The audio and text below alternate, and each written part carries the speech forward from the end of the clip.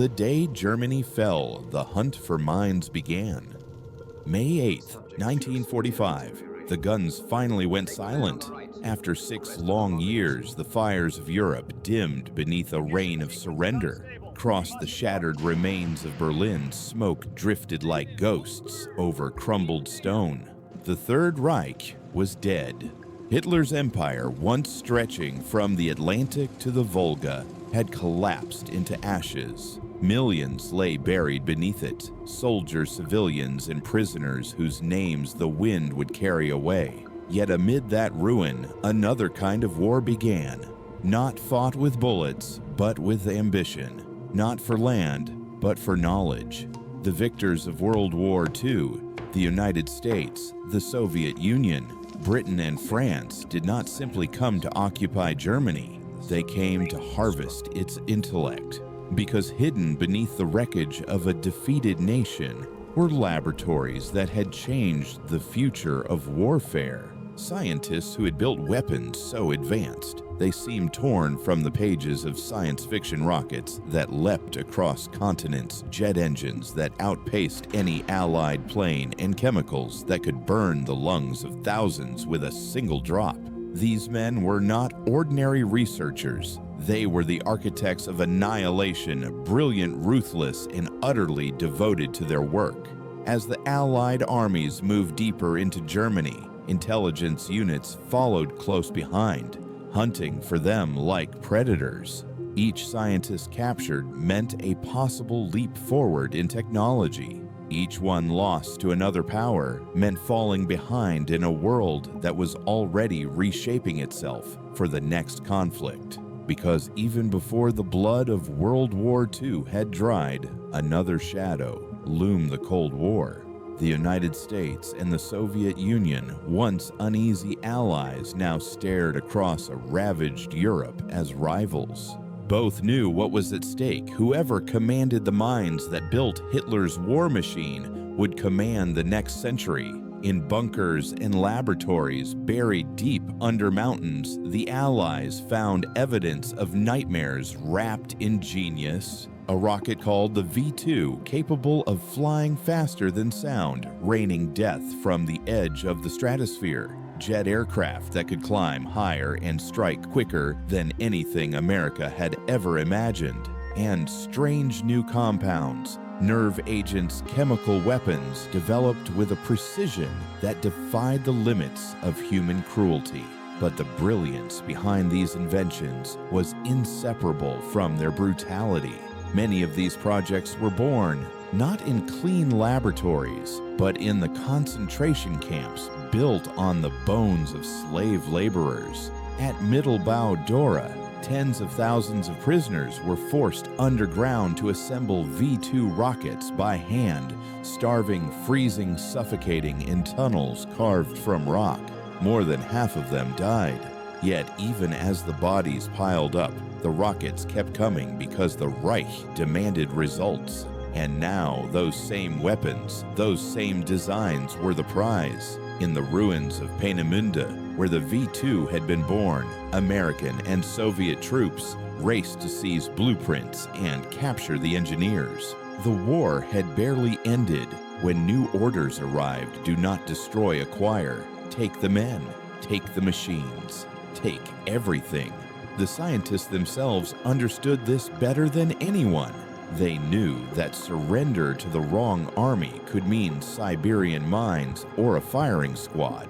But surrender to the right one, especially to the Americans, could mean safety, a house, even a salary.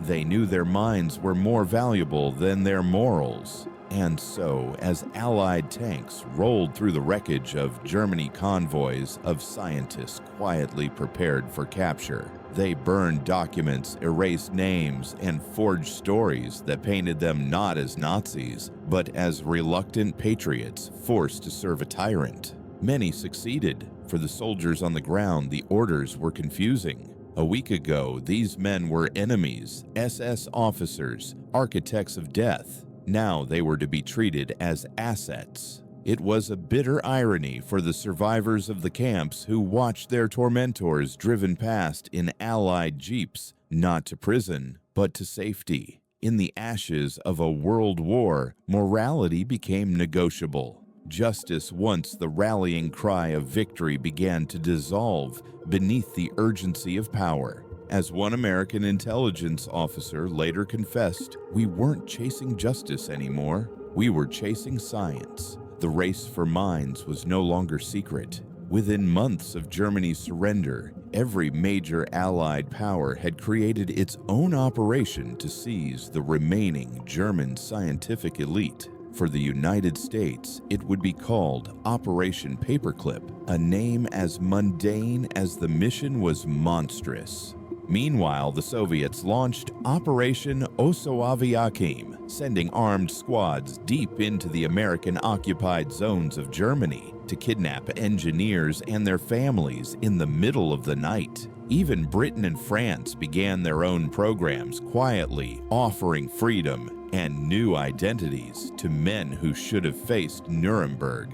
What followed was one of the strangest ironies of the 20th century. While the world celebrated the fall of fascism, the very people who had built its machinery were being rescued, recruited, and rewarded. The concentration camps had barely been liberated before their scientists were flown out first class to new laboratories. For the United States, the justification was simple. If we don't take them, the Soviets will. And in that single sentence, every moral boundary collapsed. By late 1945, American intelligence had already drawn up lists, names, ranks, areas of expertise. Some were experts in rocketry, some in biology, others in gas warfare or aviation. Many were high-ranking members of the SS, but that no longer mattered.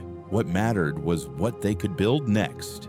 In the words of one Army official, our enemies yesterday will be our scientists tomorrow. It was a pact born not of forgiveness, but of fear. Fear that the next war had already begun. Fear that the future itself would belong to the nation most willing to forget.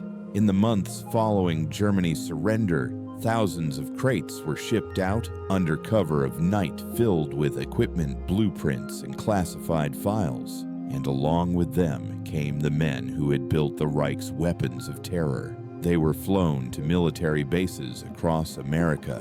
White Sands, Fort Bliss, Redstone Arsenal, where they would start again, this time under a different flag. The public never knew. Their names were scrubbed, their Nazi records sealed.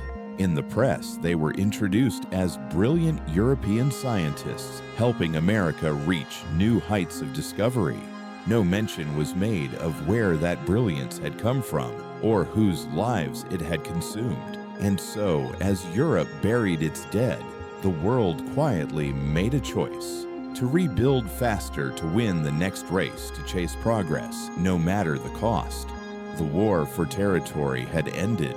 The war for genius had begun. And in that silent, uneasy dawn of peace, the victors became something else. Not liberators, not conquerors, but collectors of minds forged in the darkness. Because in 1945, the most dangerous weapon left in the world wasn't the bomb. It was knowledge. Operation Paperclip, America's pact with the devil. It began before the war even ended. March 1945, while the bombs still fell over Berlin while soldiers bled in the ruins of Europe, a secret team inside the U.S. Army had already started hunting, not for generals or gold, but for men whose intelligence could build the future. Their mission had a quiet name, Operation Overcast. Within months, that name would change to something more permanent, Operation Paperclip. The name came from the paper fasteners used to attach new clean identity files to the scientists' Nazi records. Each clip meant one man's past had been rewritten. Each clip meant another criminal would walk free. The logic behind it was simple and chilling. If we don't take them, the Soviets will. Every rocket, every jet engine, every chemical weapon the Germans had built represented a leap that could not be ignored. Hitler had lost the war, but his science had not. It was too advanced, too tempting, too valuable. The Americans wanted the blueprints. But more than that, they wanted the brains. At the top of the list was Wernher von Braun, the SS officer who designed the V-2 rocket, the same weapon that had killed thousands in London, Antwerp, and Liège. He was young, handsome, fluent in English, and unshakably ambitious. To many Allied officials, he looked more like a visionary engineer than a war criminal, and that was exactly how von Braun intended to be seen. In early May 1945, 5 days before Germany's official surrender, von Braun and his rocket team surrendered themselves to American forces in Bavaria. It was not an act of desperation, it was strategy. They knew the Soviets were closing in from the east, and that capture by them meant a one-way trip to Siberia. Von Braun and his men carried with them more than surrender papers. They had boxes of rocket designs, test data, and research notes that represented a decade of technological progress. These documents were worth more than any gold hidden in Nazi vaults. By September 1945, von Braun's entire team of 116 engineers was flown to Fort Bliss, Texas, and later to White Sands Proving Ground in New Mexico. The desert became their new laboratory, a place where German rockets would rise again, this time bearing American flags. Officially, they were guests of the U.S. government. In reality, they were spoils of war. Von Braun received a comfortable house, fine meals, and cigarettes imported from Europe. His salary, the equivalent of $60,000 a year today, was more than most American officers made. His former SS rank was quietly erased. When questioned about his time in the Nazi Party, he called it a political necessity. He never mentioned the slave laborers of Mittelbau Dora who died building his rockets in underground tunnels. He never mentioned the thousands who starved, suffocated, or were hanged for sabotage. And the Americans never asked. The U.S. military needed his genius. His morality was irrelevant. Soon, von Braun's team began working on new missile systems for the U.S. Army. The Corporal missile, capable of carrying a nuclear warhead over 300 miles, was one of their first projects. Their work was classified under national defense, and few outside government circles knew the truth. But von Braun was not alone. The ranks of Operation Paperclip swelled quickly. There was Hubertus Strughold, a physician who had overseen high-altitude experiments at Dachau, where prisoners were locked in pressure chambers until their lungs burst. He was given a U.S. Air Force uniform and a new title, Father of American Space Medicine. His data collected from human suffering became the foundation for astronaut life support systems. There was Kurt Blome, who had tested biological weapons on camp prisoners, infecting them with plague and typhus. Captured by Allied forces, he was supposed to stand trial at Nuremberg. Instead, American intelligence saw his research as potentially useful. He was quietly offered a job at the U.S. Army Chemical Corps. Otto Ambrose, creator of the nerve agents Tabin and Serene, and a director of IG Farben, the company that produced Zyklon B gas for the death camps, was sentenced to prison, but released early to consult for the U.S. and French chemical industries. He later became a millionaire. Each case followed the same pattern: erase the past, invent a new history, and reward genius regardless of guilt. Not everyone inside the American military agreed. Some officers protested. Colonel John Lansdale, one of the early intelligence agents involved in the capture of German scientists, called it a deal with the devil. He resigned in disgust. His words would echo through history. We didn't win the war to hire the men who made it possible, but Washington ignored him. The Cold War had already begun. As the Soviets tightened their grip on Eastern Europe, American paranoia deepened. Every headline about Soviet advances in science or industry became justification for more paperclip recruits. The argument was always the same: these men aren't Nazis anymore, they're assets. By 1947, over 700 German scientists were working openly in American laboratories and military facilities. Their Nazi records were classified, top secret, locked away in Washington archives. Only a handful of insiders knew who they really were. It was not just about rockets. Paperclip scientists shaped almost every branch of post-war technology. Some advanced jet propulsion and radar. Others built chemical weapons, designed high-altitude aircraft, or improved bomb guidance systems. Even the U.S. Navy used their expertise to develop submarine propulsion and sonar. America's scientific power surged, and with it came something darker. The moral line between justice and necessity blurred completely. Former enemies became colleagues. The same minds that once served Hitler now served the Pentagon. The same equations that had guided V-2 rockets toward London were now being used to aim missiles at Moscow. The public knew none of this. To the outside world, the war was over and the villains had been punished. In reality, they had simply changed employers.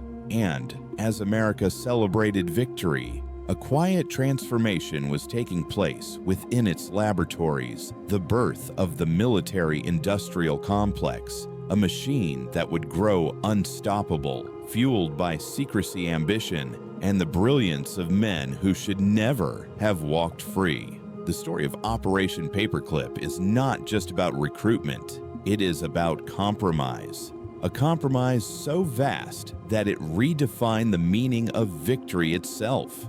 In classrooms, school children learned that the war had been won by courage and righteousness. But behind closed doors, generals and scientists were making a different kind of peace, a peace purchased with silence. When reporters asked about rumors of Nazi scientists working for the U.S., officials denied it outright. "We have no such individuals in our service," they claimed. Yet inside the desert laboratories of Texas and New Mexico, the truth roared into the sky on the tail of a German rocket. Those rockets would one day reach the moon.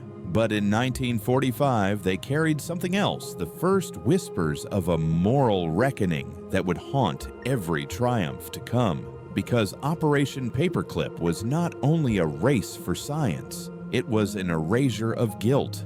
And once that line was crossed, there was no going back. As one historian would later write, America didn't just take Nazi scientists, it took their ethics too. And in the coming years, those ethics, or the lack of them, would shape the world. Wernher von Braun, from SS officer to NASA hero. In the decades after the war, one name came to define both the triumph and the hypocrisy of Operation Paperclip: Wernher von Braun. To the American public, he was the charming German engineer with the dream of reaching the stars, the man who helped launch the United States into the space age. To those who knew his past, he was something else entirely, an SS officer who had built his empire on the backs of slaves. Before he was a symbol of human achievement, von Braun was a soldier of the Reich. Born into Prussian nobility, educated in Berlin, and obsessed with rocketry from his youth, he joined the Nazi Party in 1937 and the SS 2 years later. By the time the war began, he was already the technical director at Peenemünde, the nerve center of Germany's rocket development program. It was there that von Braun's dream of reaching space took its first monstrous form, the V-2 rocket. The weapon could travel faster than sound, climb to the edge of space, and descend without warning, striking with devastating force. Between 1944 and 1945, more than 300 V-2s rained down on London and Antwerp, killing over 9,000 civilians. Another 20,000 died building them. The production of those rockets was moved from Peenemünde to the Mittelbau-Dora concentration camp, a sprawling network of underground tunnels near Nordhausen. Prisoners from across Europe, Jews, political dissidents, resistance fighters were worked to death, assembling rocket parts by hand. They starved, they suffocated, they were hanged for sabotage. Von Braun visited those tunnels more than once. Survivors testified that he saw the corpses hanging from cranes. He knew. He chose to look away. When the war collapsed, von Braun understood that his only chance for survival was to rewrite his story. He burned documents, destroyed Nazi insignia, and carefully crafted a narrative of reluctant service as scientist forced to work under Hitler's rule. He even told interrogators that he had secretly dreamed of using his rockets for peaceful space exploration all along. It was a brilliant lie, and America wanted to believe it. In 1945, the U.S. Army shipped him to Fort Bliss, Texas, along with his closest team of engineers. They were given housing, food, and pay far above the average soldier's wage. Their new mission: adapt the V-2 technology for American use. Within months, von Braun was testing captured German rockets in the New Mexico desert. The same engines that once terrorized Europe now roared under an American sky. By the early 1950s, von Braun had transformed himself from a former SS officer into a respectable public figure. He gave lectures on the future of space travel, appeared in newspapers, and published articles about the human race's destiny among the stars. He smiled for cameras, spoke fluent English, and never mentioned the tunnels of Dora. America embraced him completely. He became the poster child for a nation that wanted to believe in redemption through science. In a Cold War defined by fear and competition, von Braun represented progress proof that the United States could turn even the tools of its enemies into instruments of glory. When the Soviet Union launched Sputnik in 1957, panic spread across America. The country that had defeated Nazi Germany was suddenly losing the race for space. And who did the U.S. turn to? Wernher von Braun. The former Nazi engineer became the face of America's new mission to catch up and then to conquer the heavens. Von Braun's rockets, built on designs perfected during the war, became the foundation of the Jupiter C and Redstone missile programs. In 1958, his team launched Explorer 1, America's first satellite. His fame skyrocketed. Walt Disney invited him to appear on television specials about space exploration. To millions of American families, von Braun wasn't a war criminal. He was a hero, a visionary, a man of science and imagination. But behind the curtain, the truth festered.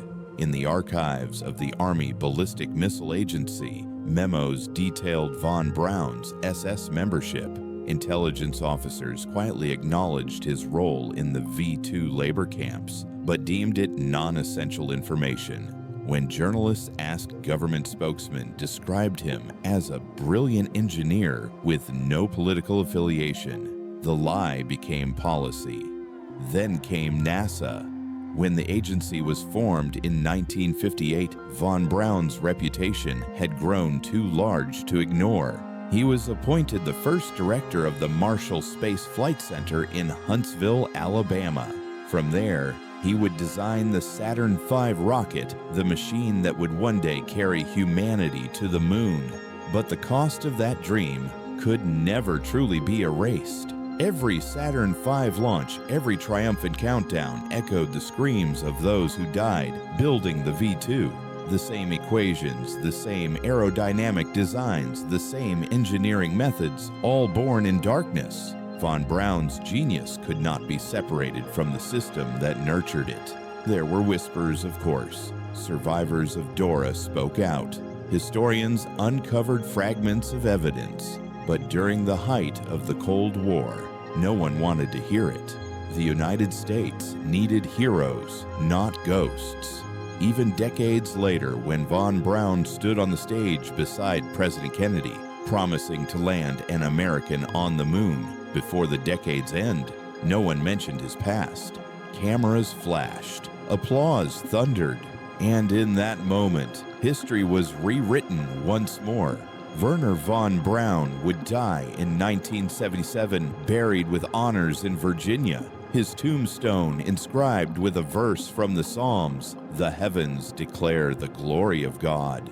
But beneath the glory lay contradiction, a man who once served Hitler's war machine, then became the architect of mankind's greatest ascent. His life was the story of the 20th century itself, a century that traded morality for progress, truth for triumph, and justice for the illusion of greatness. The question history still cannot answer is simple.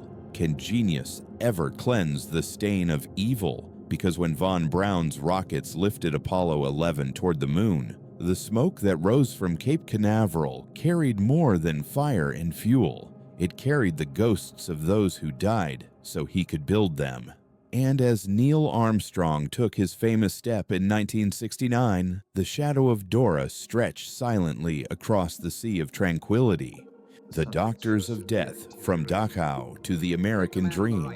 While Wernher von Braun and his rocket engineers built America's path to the stars, another group of men arrived quietly, under darker circumstances and with bloodier histories. They were not rocket scientists or physicists. They were doctors' men who had conducted experiments so horrific that even the Nuremberg judges struggled to find words for them. And yet somehow, they too found refuge under the banner of the United States. The official justification was always the same. Their knowledge could save lives. But the truth was simpler. It could give us an advantage. Among them was Hubertus Strughold, a physician who had overseen human experiments at Dachau. There, prisoners were sealed inside pressure chambers to simulate high-altitude flight until their lungs exploded. Others were plunged into freezing water to test hypothermia treatments. Some survived only long enough to die again on the operating tables dissected for data. Strughold supervised these studies, collecting every number, every heartbeat, every death. In 1945, American investigators labeled him a war criminal. 2 years later, those same investigators recruited him for Operation Paperclip. By 1947, Strughold was working for the U.S. Air Force. He was given an American home, a generous salary, and a new title chief of space medicine research. His past was wiped clean. His new mission designing life support systems for pilots and later astronauts. When NASA's Mercury program began, Strughold's work became essential. The data he gathered from Dachau's dying prisoners formed the basis of pressure suit designs and oxygen regulation systems. His name appeared in scientific journals not as a criminal, but as a pioneer. In 1963, he was even honored as the father of space medicine. Few knew or cared that his research had been paid for in human agony. He was not the only one. Kurt Blome, Deputy Surgeon General of the Third Reich, had tested biological weapons on concentration camp inmates. He deliberately infected prisoners with plague cholera and typhus, studying how the diseases spread. At Nuremberg, the evidence against him was overwhelming. Witnesses described victims dying in agony as Blome took notes. But before his execution date could be set, U.S. intelligence intervened. They argued that his research might help America develop defenses against germ warfare, something the Soviets were rumored to be pursuing.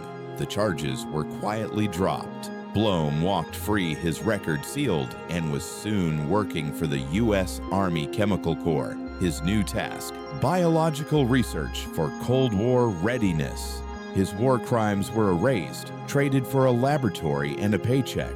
Then there was Walter Schreiber, another high-ranking Nazi physician.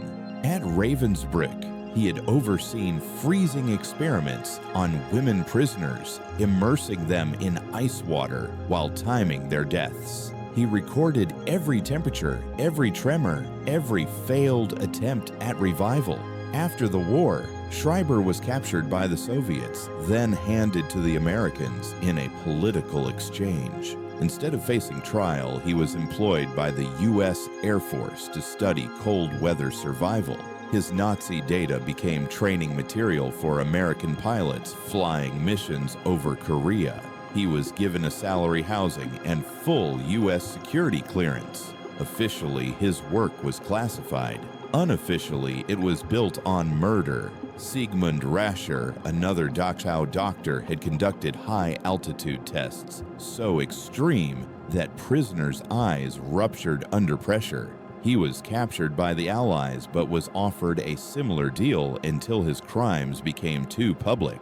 Rascher was quietly executed in 1945, but his notes survived and his data lived on, used by Western and Soviet scientists alike. Konrad Schaefer, who forced Dachau prisoners to drink only seawater for weeks to study dehydration, was recruited by the U.S. Navy. He helped design survival kits for downed pilots stranded at sea. His research, stolen from dying men, became official U.S. military procedure. And then there was Otto Ambros, chemist and director at IG Farben, who helped develop the nerve gases Tabun and Serene, as well as Zyklon B, the gas used in Auschwitz's death chambers. After the war, Ambros was sentenced to prison but released early under U.S. pressure. He went on to advise both the American and French chemical industries, becoming a wealthy consultant. These were not isolated cases. By 1947, at least 24 Nazi physicians were working in American labs. Most had been officially condemned by Allied tribunals, but the records were buried, the files rewritten, and the public deceived. When questioned, U.S. officials offered the same justification: the Soviets are doing the same thing. And in many cases, they were. Under Operation Osoaviakhim, Soviet troops had seized hundreds of German doctors and researchers, transporting them to secret medical institutes deep within the USSR. There they too built upon Nazi experiments, testing endurance, radiation exposure, and chemical resilience on unwilling subjects. The great moral line of the 20th century had vanished. Both sides were now willing to use knowledge born in death camps to prepare for the next war.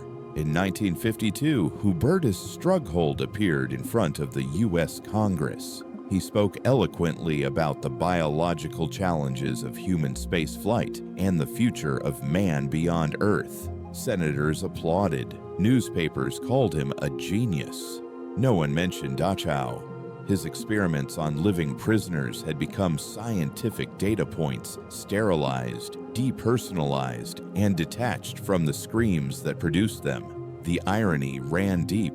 The same medical findings that once justified cruelty now saved lives. The same data that had cost men their humanity was now celebrated as progress. When American astronauts first soared into the heavens in the early 1960s, their suits, their cockpits, even their breathing systems bore the invisible fingerprints of Nazi doctors. The technology that kept them alive was perfected through death, and no one dared speak of it. By the time of Strughold's retirement, he was revered. He lived peacefully in Texas, receiving awards and tributes from the Air Force and NASA alike. When he died in 1986, his obituary called him a pioneer of human space exploration. Not a word about Dachau.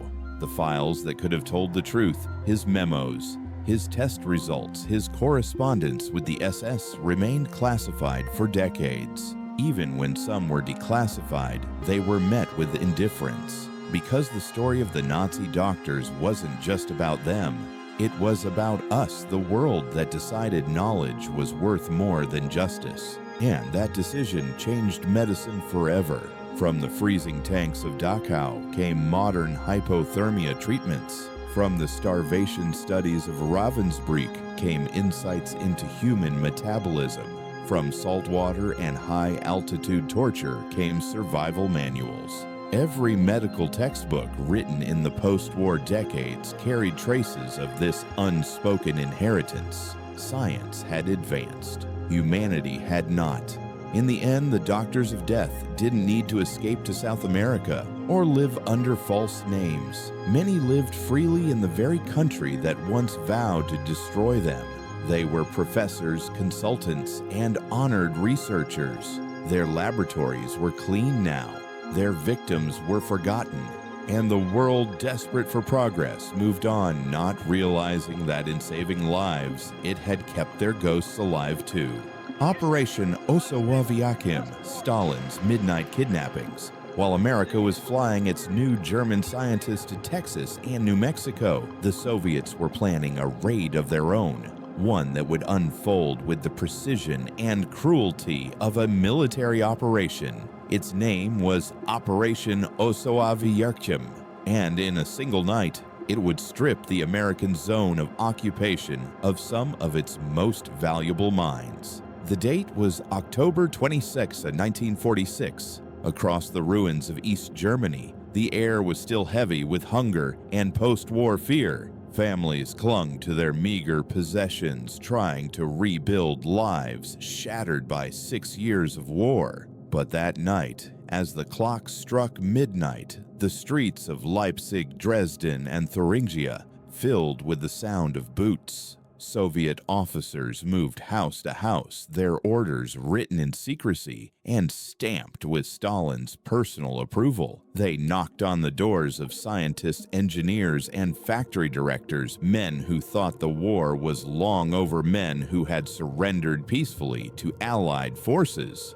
Many had been working under American or British supervision, helping to rebuild industry in the occupied zones. But now, under Stalin's command, they were to be taken along with their families to the Soviet Union. There were no trials, no warnings, and no negotiations. Soviet trucks waited outside each home. In some cases, soldiers gave families an hour to pack.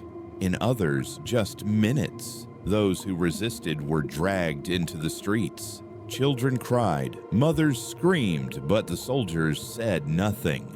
Their orders were clear. All German specialists in scientific and technical fields will be relocated immediately for the benefit of the Soviet state. By dawn, more than 2,200 scientists, engineers, and technicians had been rounded up. Alongside them came 15,000 family members and assistants. Entire research teams vanished from the map overnight.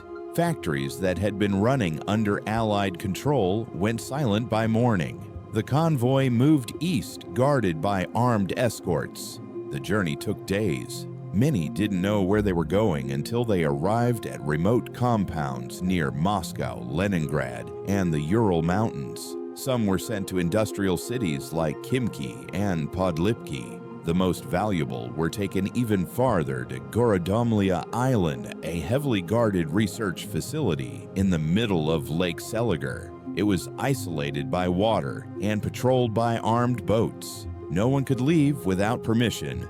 Their new homes were surrounded by fences and soldiers. Officially, the Soviets called them guest engineers. Unofficially, they were prisoners of genius. One of them was Helmut Gertrup, a brilliant rocket engineer who had worked under Wernher von Braun at Peenemünde. Gertrup was responsible for developing the guidance systems of the V-2 rocket. He refused to join the Americans, believing he could stay neutral in post-war Germany. He was wrong. When Soviet soldiers arrived at his house that night, he was taken along with his wife and child. In the Soviet Union, Gertrup was given a mansion servants and nearly unlimited funding, but no freedom. His task was clear replicate and improve German rocket technology for the Red Army. Under his supervision, a team of German engineers rebuilt the V-2 from memory piece by piece. By 1948, they had completed the R-1 missile, an exact copy of von Braun's design, only this time bearing a red star instead of a swastika. The R-1 was tested successfully at Kapustin Yar, a secret Soviet launch site in the desert. Stalin himself received the report, "German technology has achieved full reproduction under Soviet command." The success brought immediate rewards. The German engineers were given better food, more space, and even access to radios. But they were still prisoners. They lived in guarded compounds, their mail censored their every move, watched by the NKVD. For the Soviet leadership, Operation Osoaviakhim was a triumph. In one night, they had captured nearly every German specialist they hadn't already seized. In the years that followed, those specialists would form the backbone of the Soviet military-industrial complex, contributing to developments in aviation radar optics and chemical engineering. But it was rocketry that became the jewel of Stalin's prize. The German V-2, reborn as the R-1, became the foundation for the R-7 Semyorka, the world's first intercontinental ballistic missile. On October 4, 1957, exactly 11 years after the kidnappings, that same R-7 launched Sputnik, the first human-made satellite to orbit Earth. The launch stunned the world. Newspapers declared that the Soviet Union had beaten America to space. Yet almost no one outside the Kremlin knew that Sputnik's beating heart had been designed by men who once served Hitler. In public, the Soviets called it a triumph of socialism. In truth, it was a triumph of stolen science. As years passed, many of the German scientists trapped in the USSR faded into obscurity. Some died in exile. Others were finally allowed to return to East Germany. In the 1950s, their memories fractured, their loyalties broken. Helmut Gröttrup went home in 1953 and never worked on rockets again. He spent the rest of his life designing voting machines, a quiet protest perhaps against the politics that had consumed his generation. For the Soviet Union, Operation Osoaviakhim marked the beginning of its technological rise, a foundation built on abduction. For the scientists themselves, it was a reminder that genius is never free. They had traded one master for another. The swastika had been replaced by the red star, but the chains were the same. And somewhere across the ocean, their former colleague Wernher von Braun was testing his own rockets under the blazing sun of Texas, living proof that in this new world, morality no longer decided who won or lost. Because in 1946, both sides had already made the same choice to build the future upon the graves of the past. Britain and France, the quiet harvest, while America raced to recruit and the Soviets kidnapped under cover of darkness. Two of the remaining Allied powers, Britain and France, began their own quieter campaign. They too had seen the scale of German innovation. They too understood that whoever controlled that knowledge would control the next war. And so, beneath the proud speeches of victory and justice, another contest unfolded, a race for stolen genius, dressed in silence and hypocrisy. For Britain, it began almost immediately after Germany's surrender. In May 1945, a classified program was approved under the bland name Operation Surgeon. Its goal was simple capture and transfer German scientists, engineers, and aviation experts to the United Kingdom. Their specialties included radar, aerodynamics, jet propulsion, and weapons guidance, all technologies the Luftwaffe had perfected years ahead of the Allies. Officially, Operation Surgeon was described as a debriefing mission. In truth, it was industrial looting of the highest order. Teams of British officers swept across northern Germany, identifying individuals of technical importance. Once listed, those individuals were ordered to pack their belongings. Refusal was not an option. The first major target was Hans von Ohain, the inventor of the turbojet engine, the same design that had powered Hitler's experimental jet fighters. The British found him living quietly near Munich, waiting for the war to end. Within weeks, he was escorted to London under armed supervision. There, instead of prison, he was given a laboratory at the Royal Aircraft Establishment in Farnborough. His task: improve British jet designs using the knowledge he'd once given to the Luftwaffe. He was soon joined by Theodor Benzinger, another former Nazi engineer who had worked on infrared targeting systems for German bombers. His weapons had killed thousands, Now, under British contracts, he developed radar technology for the Royal Air Force. He received a new passport, a new salary, and a quiet life in the English countryside. No one spoke of his past. Operation Surgeon eventually brought more than 150 German engineers and scientists to Britain. They lived in restricted compounds under military supervision, but were treated well-fed, paid, and encouraged to work. By 1947, their innovations had already influenced the design of Britain's Meteor and Vampire jet fighters. The irony was unmistakable. British pilots now flew aircraft whose engines had been born in Hitler's laboratories. Across the Channel, France was running its own version of this secret program, Operation Clamor.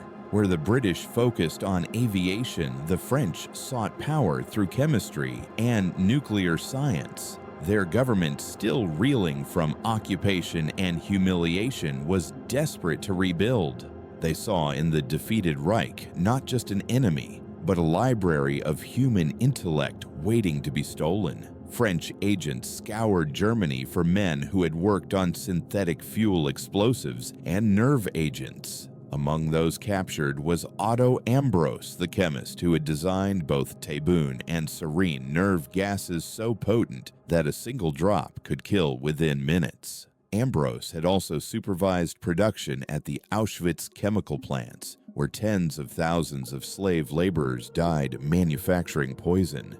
He should have been executed. Instead, France offered him employment. Ambros was sentenced to prison at Nuremberg, but served only a few short years before being transferred to France in 1948 to advise its chemical industry. He worked under government contract developing industrial pesticides and chemical fertilizers. In reality, he was rebuilding the same weapons research that had made him infamous.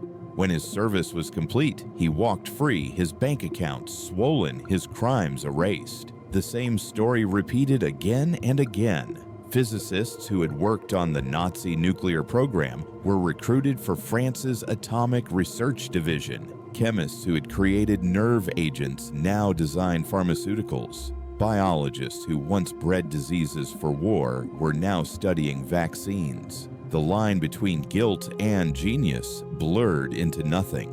By 1950, France's chemical and nuclear industries had grown dramatically, a transformation owed in part to men who should have faced the gallows. And yet none of these programs were ever meant to be public.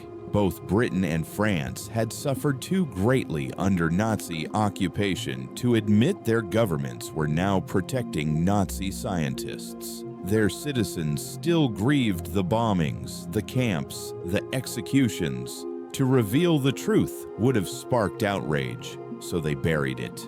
Passports were forged. Military records vanished. In Britain, the Home Office classified the identities of all German scientists brought under Operation Surgeon as permanent secret. In France, official archives on Operation Clamor remained sealed until the late 1990s. The moral contradiction was staggering. The same leaders who had signed the Nuremberg Charter pledging to punish war criminals were now granting those criminals new lives in exchange for their expertise. The same governments that had promised never again to tolerate fascist cruelty were quietly building their future on its spoils.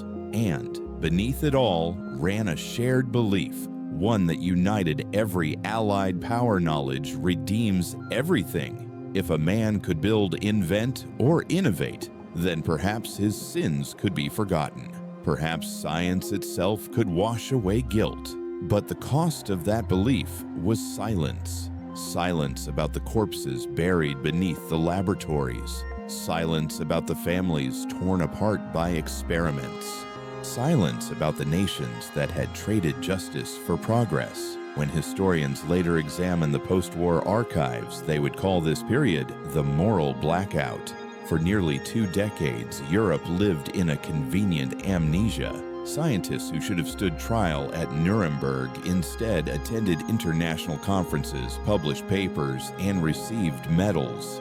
And the most haunting truth of all was that their work succeeded. The British jet program, the French chemical industries, the Soviet missiles, the American space program, all of them advanced faster than anyone thought possible. Humanity moved forward, but it did so carrying a debt that could never be repaid, because while the world celebrated its scientific rebirth, no one asked the question that echoed in every quiet corridor of history. What kind of future can be built on the knowledge of evil? South America, the last sanctuary, as Europe rebuilt itself from ruins and the great powers divided the spoils of German science, a different kind of exodus began, not sanctioned by governments, but silently tolerated by them. While the United States and the Soviet Union fought for rocket engineers, and Britain and France harvested chemists and doctors, hundreds of others slipped away into the shadows. They were not all celebrated scientists or inventors. Some were executioners, guards, physicians, and engineers with blood still on their hands. Their destination, South America, the continent scarred by its own political instability and desperate for skilled immigrants, became a haven for the defeated architects of the Reich. They fled through rat lines, underground escape networks forged in the final days of the war, many aided by sympathetic clergy, former SS officers, and even officials within the Vatican. These routes began in Munich and Vienna, winding through Genoa or Barcelona, then across the Atlantic by ship to Argentina, Brazil, Chile, and Paraguay. It was a journey not of repentance, but reinvention. At the center of this exodus stood Argentina, under the rule of President Juan Perón. Charismatic and authoritarian Perón envisioned transforming his nation into a technological power, a new world empire, rising from the ashes of the old. To do that, he needed talent. Germany had plenty of it. By 1947, Argentina's immigration policy had quietly opened its doors to European specialists. Between 1947 and 1952, more than 5,000 former Nazis and collaborators arrived in Buenos Aires, most carrying false passports provided by the Red Cross or forged Vatican travel documents. Among them were engineers, pilots, doctors, and war criminals hiding under assumed names. One of the most notorious arrivals was Kurt Tank, designer of the Luftwaffe's legendary Focke-Wulf fighter planes. In Germany, his aircraft had hunted Allied bombers. In Argentina, he was welcomed as a hero. Perón personally offered him a laboratory, a salary, and a team of 43 engineers. Together, they founded Fábrica Militar de Aviones, the national aircraft factory in Córdoba. By 1950, Tank had developed the Pulqui II, a sleek jet fighter that rivaled the early American Sabre. The first prototype took flight on August 9, 1950, just 5 years after the war. Argentine newspapers hailed it as proof of the nation's scientific rebirth. Few mention that its chief designer had once built machines for Hitler's Air Force. Other arrivals were less public.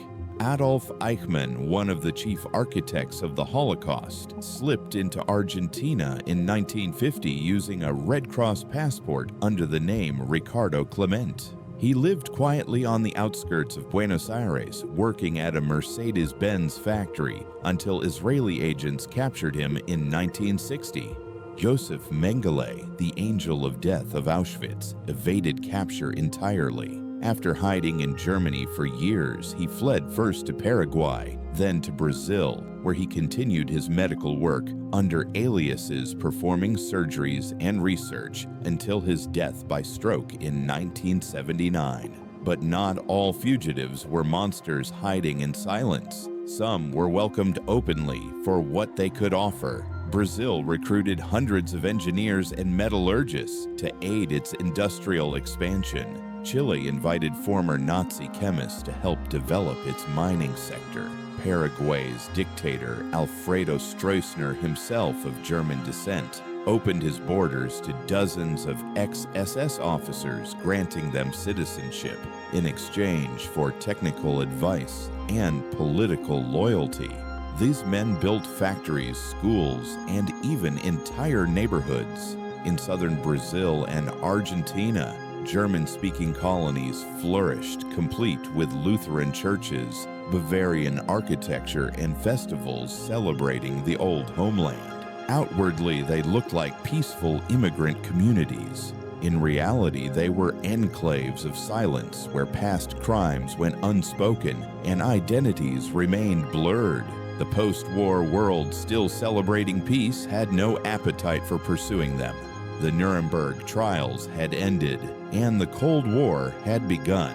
Western intelligence agencies more concerned with Soviet espionage than Nazi fugitives quietly looked the other way. Some of the very networks that helped exfiltrate these men were built with the same money and influence that financed anti-communist operations across Latin America. In that sense, South America became an unofficial extension of Operation Paperclip. Not organized, not acknowledged, but equally effective. It absorbed the remnants of Nazi science, ideology, and ambition, repackaging them into useful assets for developing nations. By the 1950s, Argentina had assembled one of the largest concentrations of former Nazi scientists outside Europe.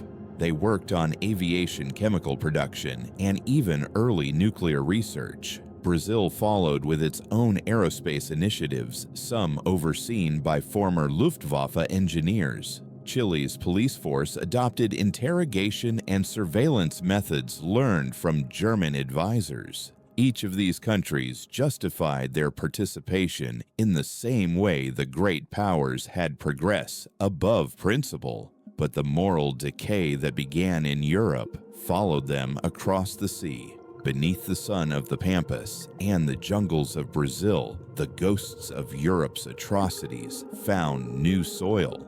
In the name of science and national pride, these men thrived while their victims remained nameless ashes in the wind. And yet, as time passed, fragments of truth began to surface. Survivors of the camps recognized familiar faces in Buenos Aires cafes. Journalists uncovered German funding in local industries. By the 1960s, whispers of Nazi fugitives living among ordinary citizens became an open secret. When Mossad agents captured Adolf Eichmann in 1960 and smuggled him to Israel for trial, the world was forced to confront the uncomfortable truth: justice had never been served. Eichmann's testimony was a window into a reality the world had chosen to forget, a network that stretched from Berlin to Buenos Aires, from SS offices to South American ministries, all operating under the shared conviction that history could be rewritten if one simply moved far enough away. His capture shattered the illusion of innocence. It reminded the world that evil, when left unpunished, doesn't die, it emigrates. Even so, thousands remained free. Some died peacefully under false names. Others lived long enough to see the nations that protected them fall into military dictatorships systems eerily similar to the one they had once served. By the time the last of them died, most had succeeded in their mission to vanish into the folds of history, to let memory fade, as new wars, new headlines, and new moral compromises took their place. And somewhere in the heart of South America, under the same stars that had once shone over Europe's infernos, the last sanctuary of the Reich slept quietly, its people aged, its buildings crumbling its past, sealed behind smiles and hymns. But the soil remembered, and so did history. When justice was sold for the Cold War, by the early 1950s, the world had drawn a curtain over its conscience. The ashes of war had settled, cities were rebuilt, and nations proudly proclaimed the dawn of a new era of peace. Yet beneath that optimism, another truth festered, a truth the world preferred not to see. The victors had not only divided Germany's territory and its wealth, they had divided its sins too. In Washington, London, Paris, and Moscow, the word justice was quietly replaced by another strategy. For all their moral declarations at Nuremberg, the Allied powers soon learned that justice could not compete with fear, the fear of falling behind in the next war. The conflict that now defined the world was no longer fought with tanks or trenches. It was a war of minds, a race for technology domination and deterrence. And in that race, the architects of Hitler's terror became the indispensable engineers of progress. The same hands that once built rockets for the Reich now design missiles for democracy. The same doctors who killed in the name of racial purity now healed in the name of exploration. The only difference was the flag above their laboratories. The United States led the way in moral compromise. With Operation Paperclip now fully operational, hundreds of former Nazis had been absorbed into the nation's most sensitive research programs. Rocket engineers worked under the Army's Ballistic Missile Agency. Chemists joined the U.S. Army Chemical Corps. Physicians with blood-stained resumes lectured at military hospitals and universities. Even as survivors of the Holocaust searched for missing family members, their tormentors were receiving government paychecks. One of the most grotesque examples was Arthur Rudolph, the production director of the V-2 rocket program. At Mittelbau Dora, he had overseen 20,000 slave laborers, half of whom died in the tunnels, starved, or executed for sabotage. His signature appeared on death orders. Yet in America, he was hailed as a patriot. Rudolph became a key figure in NASA's Saturn V project, the very rocket that carried Neil Armstrong to the moon. Then there was Kurt Debus, another SS officer from Peenemünde. He had personally supervised executions of prisoners accused of tampering with rocket parts. But after the war, his record was buried. In the 1960s, Debus became the first director of NASA's Kennedy Space Center. He stood beside U.S. presidents smiling for photographs, while the graves of his victims remained unmarked. And Hubertus Strughold, the father of space medicine, continued his ascent, advising the Air Force and NASA on the limits of human endurance in space, his conclusions based on bodies frozen and suffocated at Dachau. The hypocrisy was staggering. In public, America celebrated freedom and human rights. In secret, it sheltered men who had dismantled both. The justification was always the same: if we don't use their knowledge, the Soviets will. It was the ultimate moral trade, the devil's bargain of the 20th century. Meanwhile, corporate America saw its own opportunity. Companies like General Electric, Lockheed Martin, and Boeing eagerly recruited German engineers. The same factories that had once produced bombers and missiles for the Reich were now designing aircraft and weapon systems for the Pentagon. Even the chemical giant Bayer, a former subsidiary of IG Farben, the company that supplied Zyklon B gas for Auschwitz, rehired its wartime chemists. Among them was Fritz Termeer, convicted of slavery and mass murder during the Nuremberg trials. He served less than 3 years in prison before returning to become chairman of Bayer's board. Under his leadership, the company flourished. Profits soared. The past was simply forgotten. Money, not morality, became the engine of reconstruction. In America and Western Europe, the economic miracle was built on the bones of silent compromises. The same Nazi formulas for synthetic fuels, plastics, and pharmaceuticals that had once fed Hitler's war machine were now driving the capitalist boom. Lockheed Martin incorporated guidance technology derived from the V-2. Standard Oil purchased patents originally developed with slave labor at Auschwitz. Dow Chemical and DuPont quietly licensed processes perfected in the IG Farben factories. Each transaction was signed in ink, but written on invisible paper, soaked in suffering. Even in the halls of government, the pursuit of power trumped moral outrage. the CIA and the FBI went to great lengths to protect their new assets. Nazi scientists who faced public exposure had their records falsified, their SS affiliations deleted. In some cases, agents personally altered documents to remove any reference to war crimes. When Nazi hunter Simon Wiesenthal began tracking down fugitives in the 1950s and 60s, he found himself obstructed not by sympathizers of the old regime, but by Western intelligence agencies. Files were sealed, witnesses disappeared. The official reason, national security. The Soviets played the same game. In Moscow, Operation Osoaviakhim's German captives became the foundation of the USSR's missile and space programs. By 1957, their work culminated in Sputnik, the first artificial satellite to orbit Earth. It was hailed as a triumph of socialism. In truth, it was another victory for German engineering. In the West, Sputnik triggered Panic, the space gap that fueled massive U.S. investment in science and technology, and who led the American response, Wernher von Braun. The man who had once bombarded London now stood before Congress explaining how his Saturn rockets would deliver mankind to the heavens. The Cold War had achieved something Hitler never could have made the world dependent on his scientists. The moral cost of this dependency was never fully calculated. In pursuit of supremacy, the victors had adopted the methods, the people, and even the justifications of the defeated. They learned to speak in the same cold arithmetic of expediency, one atrocity outweighed by 10 inventions, one massacre balanced by a single technological breakthrough.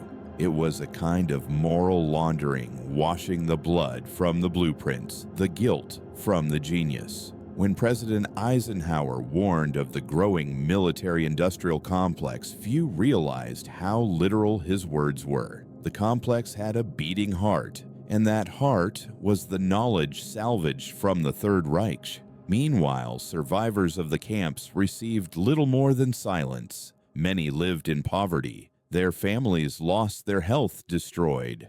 The nations that had promised justice instead funded museums and memorials while secretly signing contracts with their tormentors. By the end of the 1950s, the transformation was complete. The Nazi war machine had been dismantled, but its mind lived on reborn in laboratories from Huntsville to Moscow, from Farnborough to Paris. The men who once fought each other across Europe now competed to launch missiles into the sky. To the world, it looked like progress. To history, it was an echo, a reminder that no victory is pure when its price is conscience. And so, while monuments rose to honor freedom, the foundations beneath them were poured with silence, secrecy, and sin. The war had ended, but the moral battlefield was just beginning. Erased records, new identities. By 1947, the world had begun its greatest act of collective amnesia. The crimes of the war were still fresh, the Nuremberg trials had only just concluded, and the word Holocaust was not yet etched into the conscience of the world, but already an invisible hand was rewriting history. It didn't erase with fire or censorship, it erased with paperclips and ink. Across the United States, secret committees within the War Department and the newly formed CIA quietly ordered the cleansing of personnel files for hundreds of German scientists brought in under Operation Paperclip. Their SS memberships were deleted. Their Nazi party ranks struck out. In many cases, even fingerprints were removed from police registries. The men who had built Hitler's arsenal were being reborn as Americans. The process was methodical. An army officer later described it as bureaucratic baptism. Every scientist's original Nazi dossier was clipped to a new sanitized record. That paperclip, a small ordinary object, became the symbol of one of the largest whitewashing operations in modern history. Wernher von Braun, for instance, had his SS files stamped cleared for duty, despite multiple eyewitness accounts placing him at the Mittelbau-Dora concentration camp, where prisoners were worked to death, building his rockets. His new resume listed him only as engineer Peenemünde Rocket Center. Nothing more. Arthur Rudolph, responsible for overseeing the slave labor tunnels, where 12,000 prisoners died, was described in American intelligence reports as logistics specialist. Hubertus Strughold, the Dachau doctor, became medical consultant. Kurt Blom, the biowarfare experimenter, was public health researcher. To the press and public, these were refugee scientists, victims of circumstance, who had fled tyranny to serve democracy.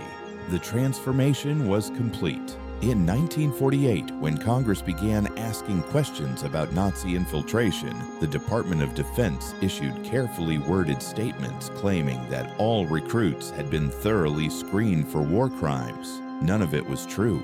Declassified memos decades later revealed the truth. The Army's Joint Intelligence Objectives Agency had intentionally falsified records to avoid embarrassment and maintain secrecy. One chilling report from 1947 reads, "It is in the interest of the United States to remove mention of Nazi affiliations from selected personnel. Their value to national security outweighs potential public relations risks." Justice had been weighed and measured and quietly sold. In Germany, the process mirrored America's. Denazification tribunals, once created to purge Nazi influence from post-war society, grew overwhelmed by sheer volume. Millions of Germans had served in some capacity under Hitler. To punish them all would mean dismantling the nation itself. So, gradually leniency replaced accountability. Low-level party members were reclassified as followers. Engineers and scientists were labeled apolitical. Even those with SS ranks often claimed ignorance that they had been only technicians. By the early 1950s, thousands of former Nazis were back in business, working in universities, corporations, and government offices. Their tattoos were surgically removed, their records quietly expunged, their reputations reconstructed brick by brick. In the United States, many of these men received citizenship through special congressional waivers. Their names were changed to sound more American. Von Braun became Dr. Wernher Braun to local newspapers. Others chose anonymity, living in quiet suburbs, sending their children to school alongside the descendants of the soldiers who had once fought them. The hypocrisy was staggering, but it was also effective. The Cold War demanded silence. Every question about ethics was met with the same answer: national security. And so the archives darkened. When journalists began digging into Operation Paperclip in the 1950s, their articles were suppressed or ridiculed. Editors were warned that publishing unverified information about classified programs could violate federal secrecy laws. Some editors complied. Others mysteriously lost access to their sources. Meanwhile, the CIA expanded its own recruitment efforts. Nazi intelligence officers, including former members of the Gestapo, were brought into American service under a new umbrella, the Gehlen Organization, a network led by Reinhard Gehlen, Hitler's top spy master against the Soviets. Within 5 years, the Gehlen Org became the backbone of the CIA's European operations. Its members, men who had once hunted partisans and Jews in Eastern Europe, now hunted communists for Washington. Every file burned was another piece of history lost. Every forged signature was another truth buried. The irony was merciless. At Nuremberg, the world had declared that following orders was no defense for atrocity. Yet in the years that followed, the victors themselves built an empire of denial on that very excuse. They had followed orders the new kind, the orders of necessity survival strategy. In Britain and France, the pattern repeated. Scientists imported under Operation Surgeon and Operation Clamor were granted new citizenship. The same governments that had once hung Nazi leaders now printed passports for their subordinates. By the late 1950s, the transformation was nearly total. More than 700 Nazi scientists were working openly in American labs, another 300 in Britain, and hundreds more across France and the Soviet Union. Their names appeared in academic journals, patents, and technical manuals, their pasts erased with bureaucratic precision. For decades, the silence held. The world celebrated progress. Jet engines, satellites, nuclear power, never questioning the origins of the knowledge that made them possible. But the ghosts remained restless. In 1973, congressional investigators began re-examining von Braun's wartime record. When NASA lawyers were asked whether the agency had knowingly employed former SS officers, their answer was evasive. Personnel histories from that period were incomplete. In truth, they were deliberately incomplete, rewritten, redacted, and hidden away. Decades later, when portions of the Paperclip archives were finally declassified, historians found entire boxes missing.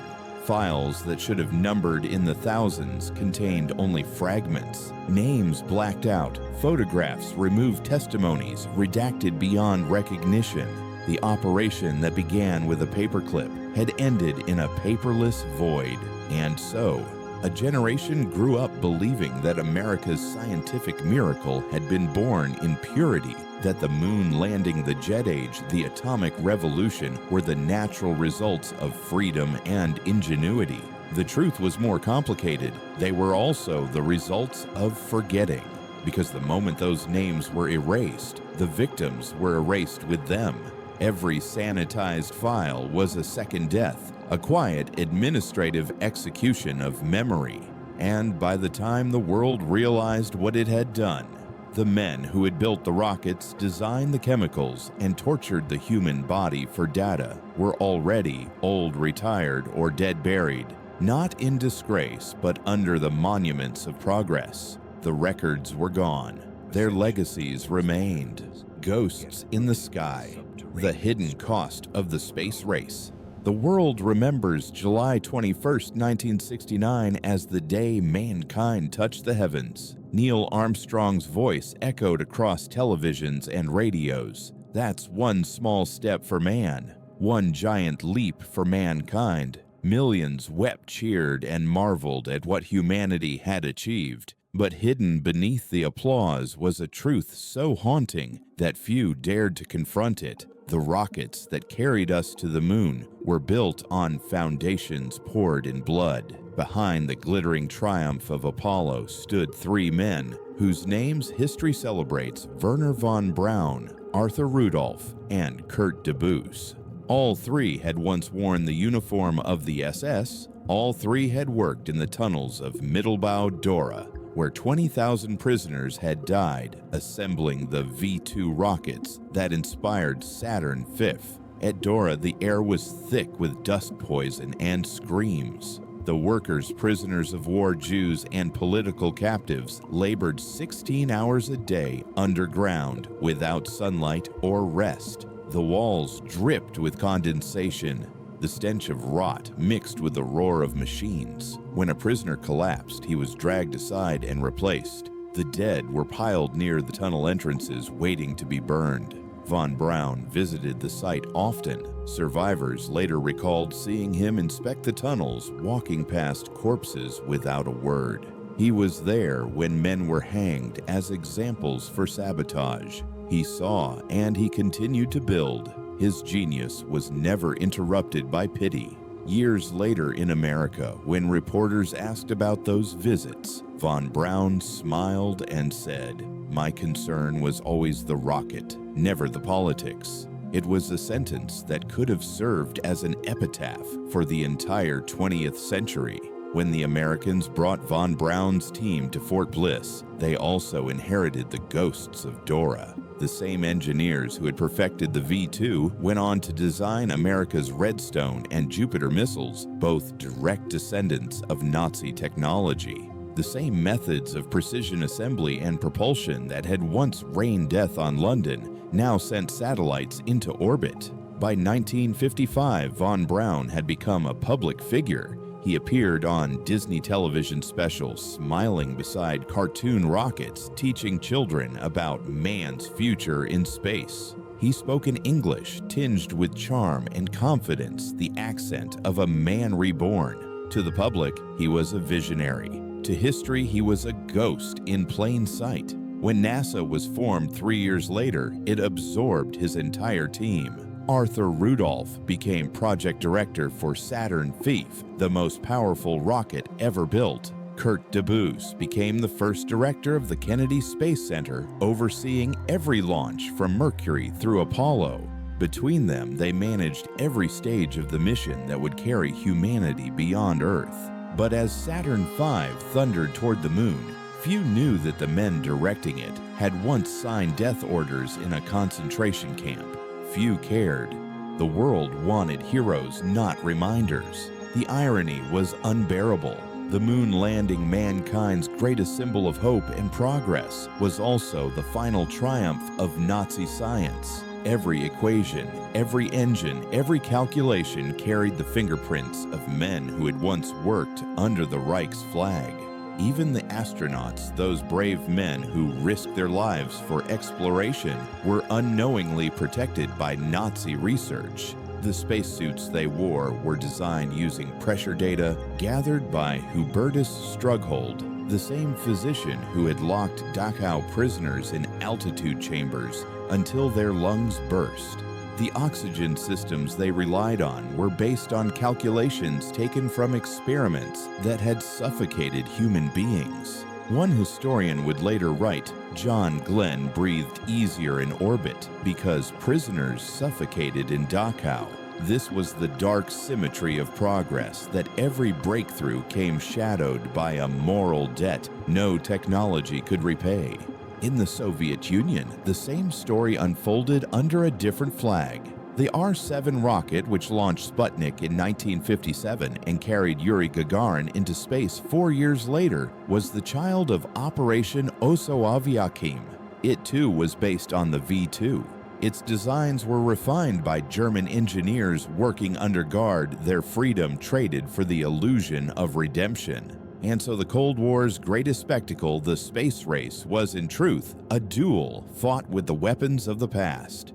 Two superpowers, both claiming moral superiority, competed for glory using the genius of men who had once served a dictator. When the world watched Sputnik blink across the night sky, few realized that its silent orbit traced a circle back to Peenemünde. When Americans watched Apollo 11 rise, they were witnessing not only human ingenuity, but also the culmination of a history built on the exploitation of suffering. Decades later, as declassified documents emerged, journalists began asking questions that NASA could no longer ignore. How much did the agency know about von Braun's past? What about Rudolph's connection to Mittelbau-Dora? Did DeBoo ever face charges for his SS affiliation? The answers were evasive. NASA officials insisted that these men had been screened and cleared. They claimed ignorance, yet internal memos told another story. In 1949, one memo from the U.S. Army Ballistic Missile Agency explicitly noted von Braun's SS rank and his visits to Dora stamped "Do Not Distribute." Another from 1953 warned that exposure of these details could jeopardize ongoing national defense projects. In other words, the truth was known and buried. When Arthur Rudolph was finally investigated by the U.S. Justice Department in 1984, the evidence was undeniable. Witnesses described his brutality at Dora, his selection of workers for execution, his presence during hangings. He was given a choice face trial for war crimes or renounce his American citizenship and leave the country. He chose exile, returning to West Germany, where he lived comfortably until his death in 1996, still collecting a NASA pension. No other major figure ever faced consequences. Kurt DeBoos died in Florida in 1983, honored as a pioneer. Wernher von Braun died in 1977, buried with military honors in Virginia, his legacy intact. The world remembered only the rockets, not the tunnels beneath them. When the Apollo missions ended, NASA entered its golden age. The images of astronauts drifting through the stars became symbols of peace, unity, and human potential. The story was perfect, too perfect to stain with the truth. For decades, textbooks celebrated von Braun's brilliance without mentioning the camps. Museums displayed his rockets, but not the bodies that built them. In Huntsville, Alabama, the city he helped transform into Rocket City streets and schools were named after him. No plaque mentioned that his first rocket factory had been dug by slaves. Even when the truth finally surfaced, when journalists uncovered declassified paperclip files and photos of von Braun in SS uniform, the public barely reacted. By then, the myth was too strong, the narrative too clean. It was easier to believe that science was neutral, that genius could be separated from guilt. But history does not forget. It only waits. Every rocket that left Earth carried more than fuel and metal. It carried memory.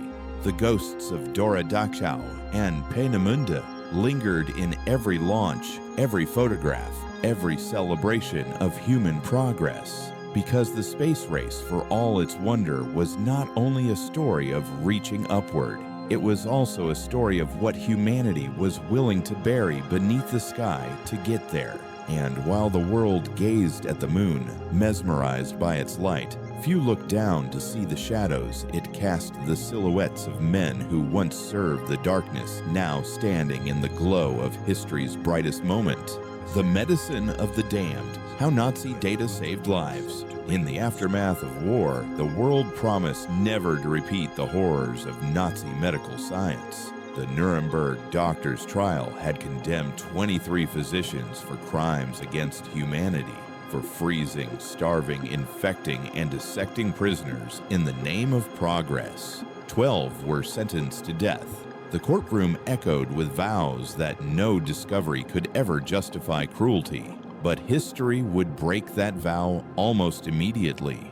Because even as the trials were ending, their evidence, the research data itself, was being packed into crates and flown to Washington. Inside those crates were the notes, charts, and photographs from Dachau, Ravensbrück, and Buchenwald, records of hypothermia tests, high-altitude pressure experiments, starvation studies, and chemical sterilization procedures. It was the most comprehensive human endurance database ever compiled, and it had been built on torture. The files were labeled Scientific Material Classified.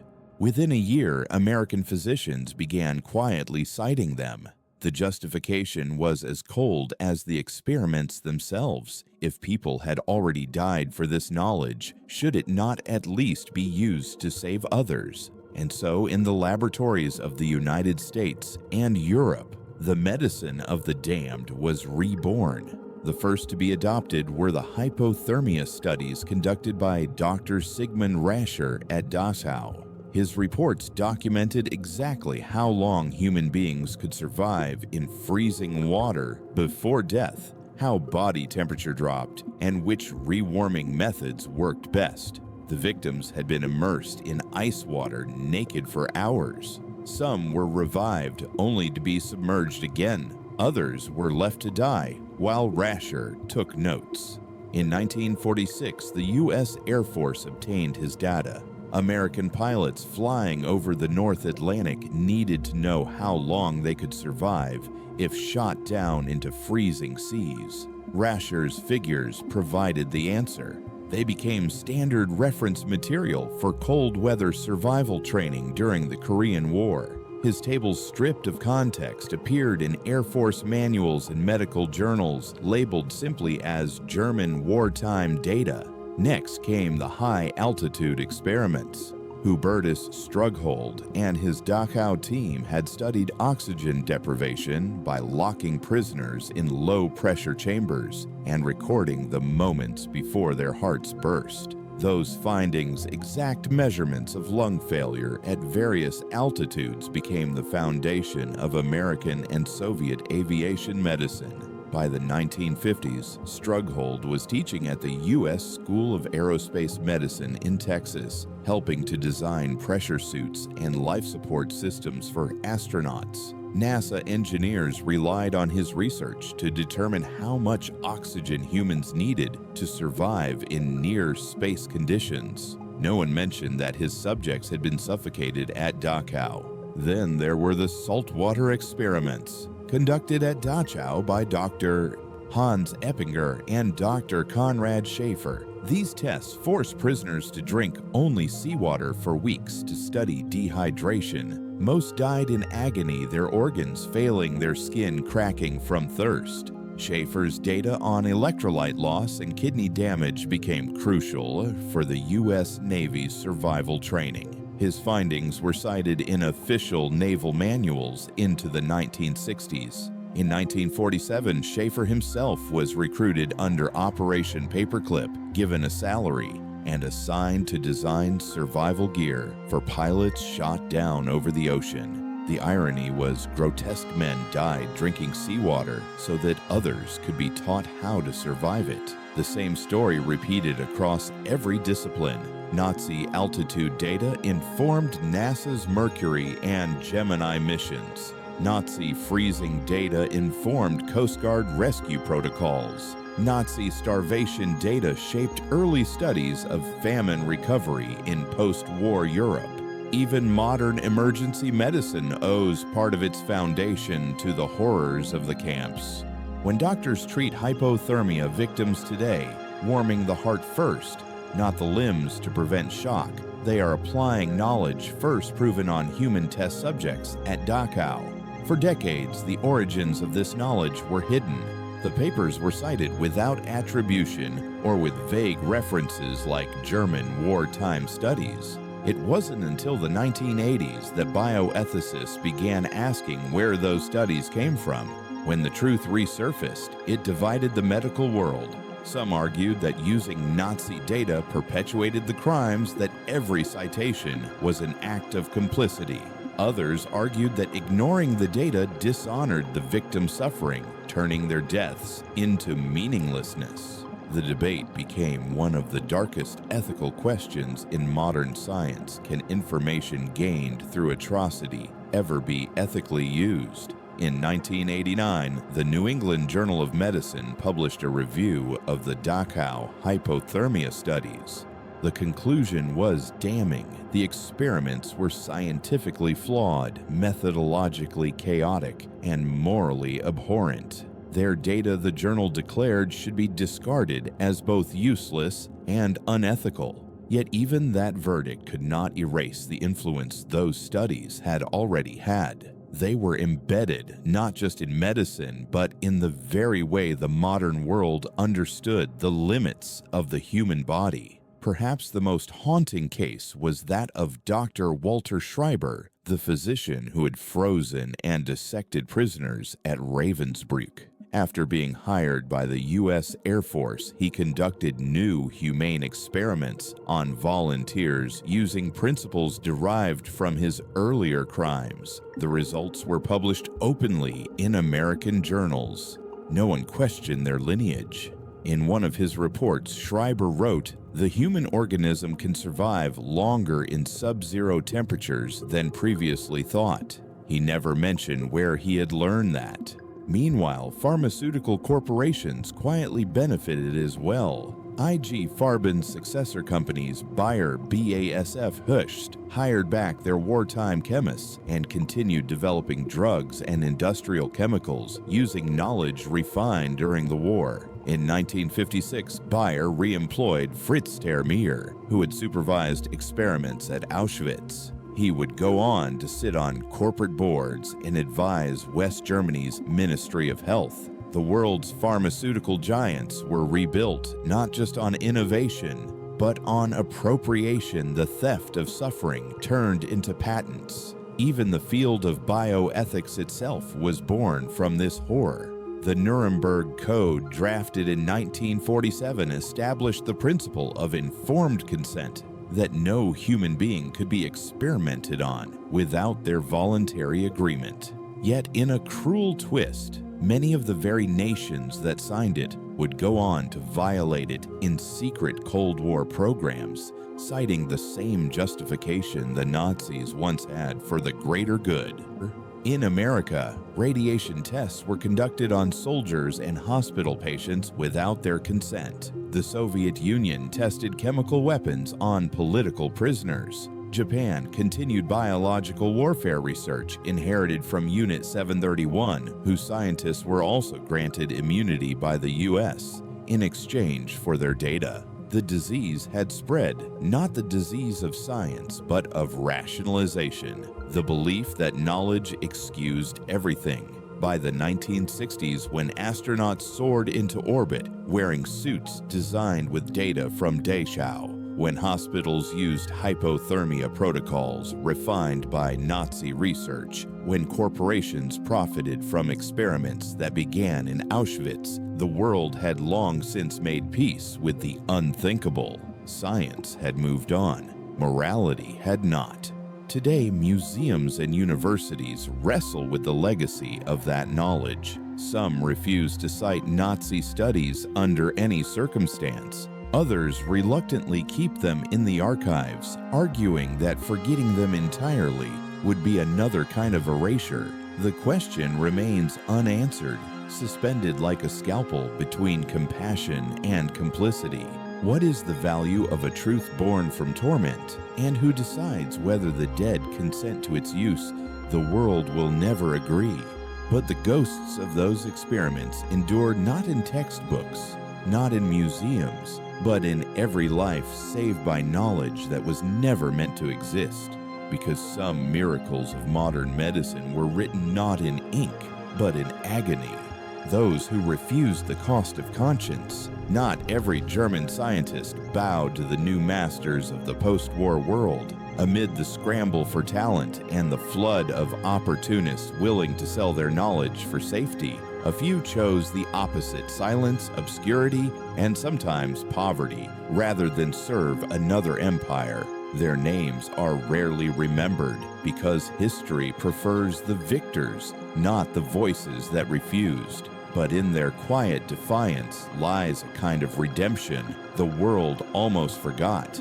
One of them was Pascual Jordan, a theoretical physicist whose early work with Wernher Heisenberg had helped shape quantum mechanics. He was a man of immense intellect and complicated loyalties, a believer in science but not in tyranny.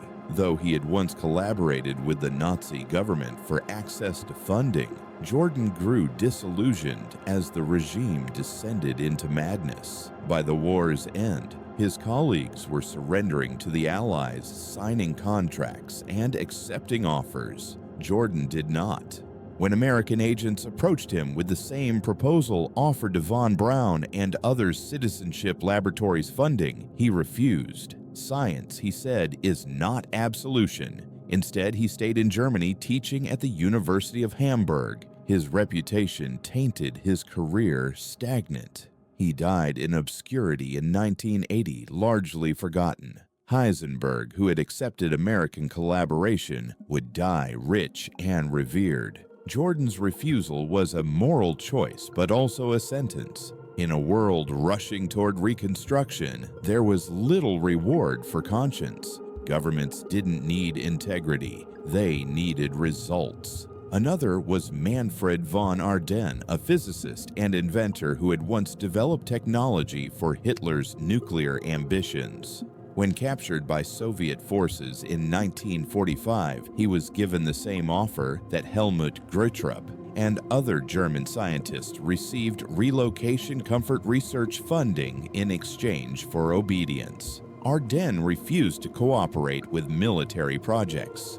For that, he was imprisoned and interrogated. He spent years in Soviet captivity before finally being released physically broken but spiritually unbent. In East Germany, he returned to civilian science, inventing medical imaging equipment and radiation devices, but he never again worked for the state's weapons programs. To his dying day, he maintained that knowledge meant nothing if it was used to enslave. There were others, engineers, chemists, and mathematicians who turned down offers from both sides, disappearing into small universities or private workshops. Many struggled to find work branded as politically unreliable or uncooperative. Some ended up as teachers in ruined schools, repairing radios, or designing farm tools just to survive. Their brilliance was wasted in obscurity, but perhaps that was the price of remaining human. For them, refusing to serve another war was not weakness, it was redemption. The most tragic examples were those who tried to speak out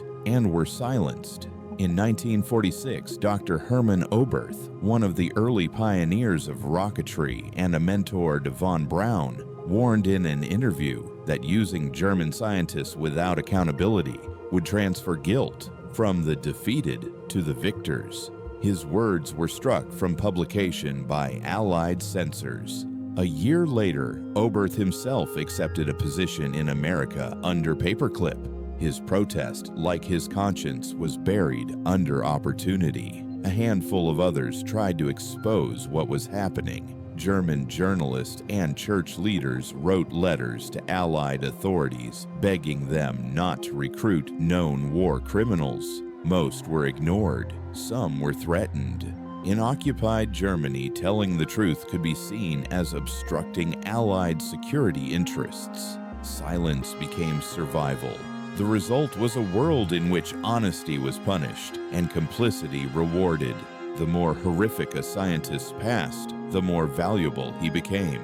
The greater his crime, the greater his usefulness. The equation was perfect and perverse, yet a few men and women managed to defy it. Among them were Hildegard Hamm-Brücher, a German student who had witnessed Nazi atrocities and refused to work under the post-war programs, and Max Born, Einstein's colleague and mentor, who returned from exile to rebuild Germany's moral soul instead of its weapons. Born rejected every government offer to lead military research. When asked why, he said quietly, "Because I still hear the sound of the camps." For these few, scientific progress could never justify the smell of burned bodies or the sound of shovels in frozen ground. Their stories never made the newspapers.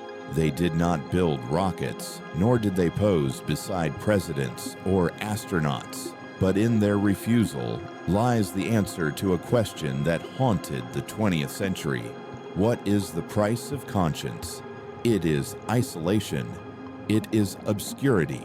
It is poverty and being forgotten by a world that worships results more than righteousness. But it is also freedom, the kind that no government can grant and no regime can steal. For every von Braun who climbed to glory, there was a Pascual Jordan who walked away. For every debut who built launch towers, there was a scientist who chose to plant gardens instead of missiles. For every Arthur Rudolph who accepted blood money, there was a man who starved quietly, refusing to sell what was left of his soul. In the ledger of history, their names may be few, but they are the ones who kept the light alive. They proved that genius need not serve evil, and that the greatest experiment of all, the experiment of morality, can only succeed when a human being refuses to trade his conscience for comfort.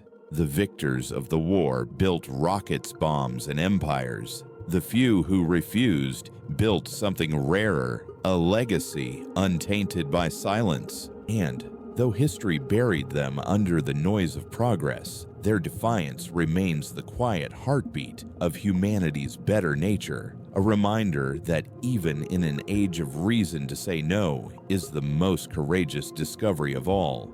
When the Moonlight revealed the bones, July 21st, 1969, the world held its breath as Neil Armstrong descended the ladder of the lunar module. The television signal flickered, grainy but magnificent. That's one small step for man, one giant leap for mankind. Across continents, people cried, embraced, and prayed. Children stayed awake past midnight to watch history unfold. It was for humanity the pinnacle of progress, a triumph of intellect, over gravity, of hope over despair. But for those who remembered the tunnels beneath Mittelbau Dora, the image of the Saturn V lifting into the sky was not only awe-inspiring, it was unbearable. Because that thunder, the roar of engines, the trembling of the earth, was the same sound that had once echoed underground when slaves built the rockets that killed them. No one spoke of that on television. No one mentioned that 3 of NASA's top leaders, Wernher von Braun, Arthur Rudolph, and Kurt Debus, had begun their careers as officers of the SS. No one said that the moon landing was powered by designs first perfected in a place where 20,000 prisoners had starved, suffocated, and been executed for sabotage. The cameras showed the astronauts' faces, not the faces of the dead. The world saw the footprints on the lunar dust, not the bones beneath German soil. History, it seemed, had finally succeeded in separating genius from guilt. For years, NASA maintained the illusion that its rise to glory had been purely American-born of democratic ambition, not fascist ingenuity. School textbooks spoke of von Braun as a dreamer, a man who had always looked to the stars. They did not mention the corpses he had stepped over to get there. Yet the truth has a way of surviving even in silence. By the early 1970s, as the Vietnam War eroded faith in American morality and the Watergate scandal exposed the government's deceit, journalists began to question the untouchables, the men behind America's greatest achievements. They turned their eyes toward Huntsville, Alabama, the so-called Rocket City, where German engineers lived in suburban comfort attending church picnics, their neighbors unaware of the tattoos once hidden under their sleeves. Declassified documents began to leak. Memos revealed that U.S. intelligence agencies had known the full extent of these men's Nazi affiliations and had covered them up. The public learned that von Braun had been an SS major, that Rudolph had managed slave labor at Dora, that Debus had signed off on executions. The story that followed was too disturbing for the nation to absorb. It tarnished something sacred, the belief that the moon landing had been an unblemished symbol of human progress. But evidence kept surfacing.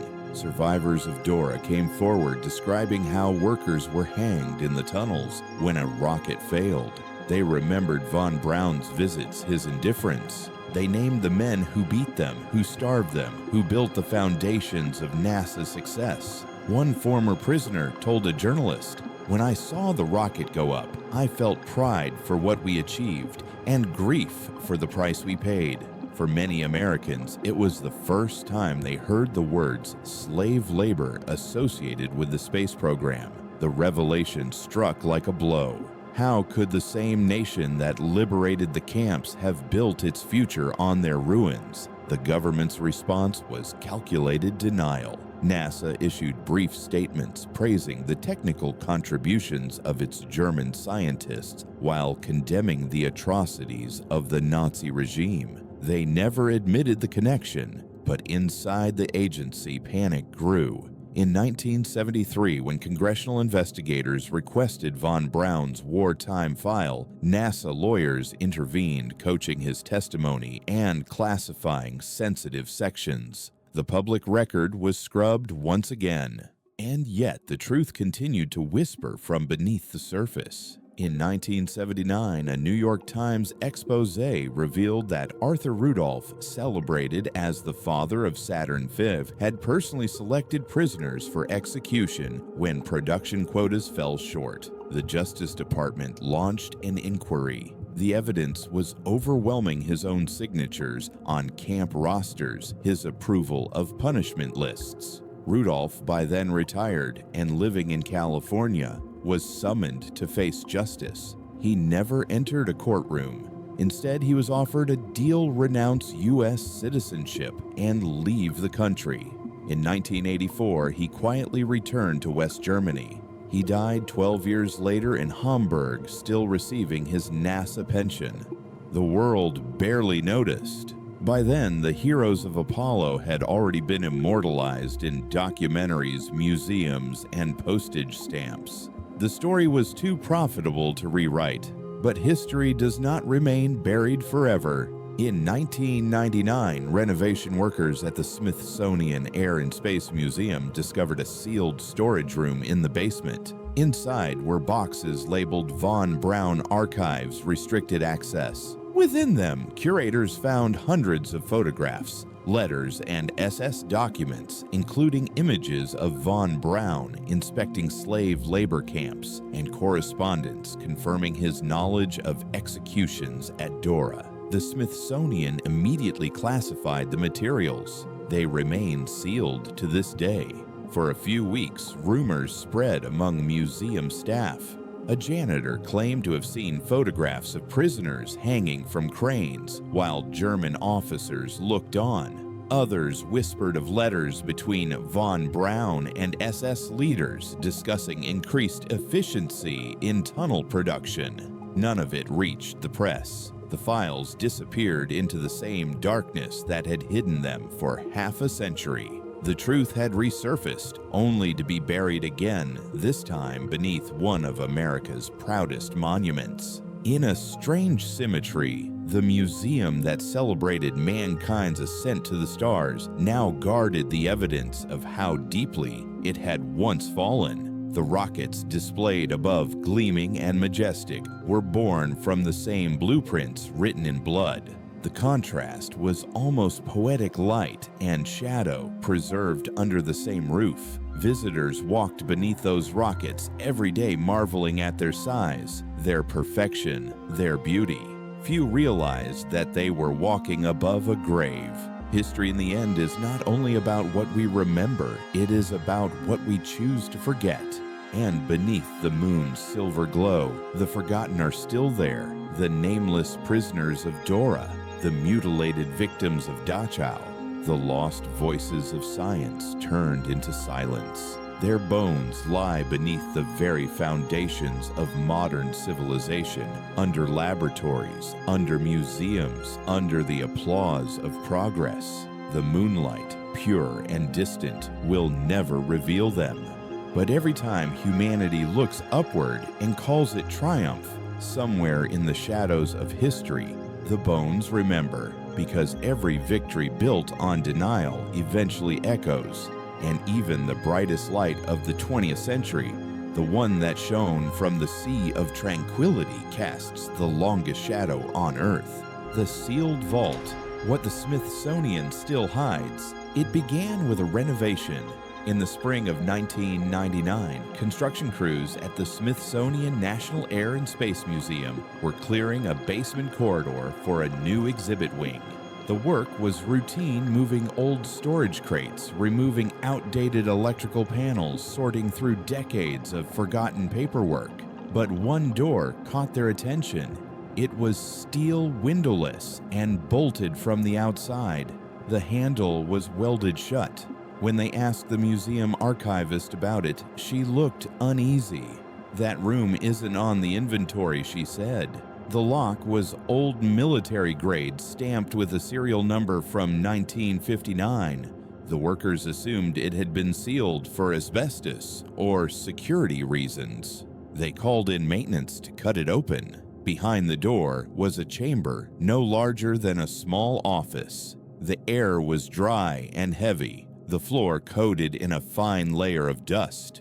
Stacked against the wall were wooden crates and cardboard boxes, many stamped with red lettering, U.S. Army Ballistic Missile Agency, Huntsville Division property of NASA. Others bore a simpler mark, W. von Braun Personal Files. Inside the boxes were folders, film reels, and photographs so old their edges crumbled at the touch. Some were labeled in German, others in English. There were letters addressed to the Reich Ministry of Armaments, notes on rocket design, and most disturbing of all, personal correspondence between Wernher von Braun and SS officers stationed at Mittelbau Dora. One memo dated March 1944 read in translation, "Worker morale remains low due to hunger and exhaustion. Executions have been carried out as motivation. Rocket assembly continues at 85% capacity. I have recommended further measures to increase production efficiency. Another letter signed by von Braun himself requested an additional 200 laborers from the Buchenwald camp for specialized assembly work. Attached were photographs of skeletal men in striped uniforms standing beside unfinished rockets. In one image, von Braun appears in the background inspecting a row of prisoners. His uniform bears the unmistakable SS insignia. The archivists were horrified. They had always known von Braun's past was complicated, but these images, these orders, these words erased any possibility of ignorance. The Smithsonian's leadership was notified immediately. A closed meeting was held the following week with representatives from NASA, the Department of Defense, and the Smithsonian Institution's legal office. The room was locked, the minutes never recorded. According to one staff member who later spoke off the record, the discussion lasted 6 hours. By the end, the decision was unanimous. The materials would not be made public. The reasoning was simple and damning. The files were too sensitive. They would damage public trust in NASA, complicate diplomatic relations with Germany, and serve no constructive educational purpose. In other words, the truth was inconvenient. The crates were resealed, the files cataloged under a new internal code, Restricted Archive 19A, classified by order of the Smithsonian Regents. Only 3 people were granted clearance. The vault was resealed with a new steel door, this time reinforced with an electronic lock. The maintenance crew was paid for their discretion. The workers who had discovered the room were reassigned. The vault remains sealed to this day. Over the years, whispers have leaked out of what else lies inside those boxes. A 1945 report on the deaths of slave laborers at Dora, annotated in von Braun's handwriting.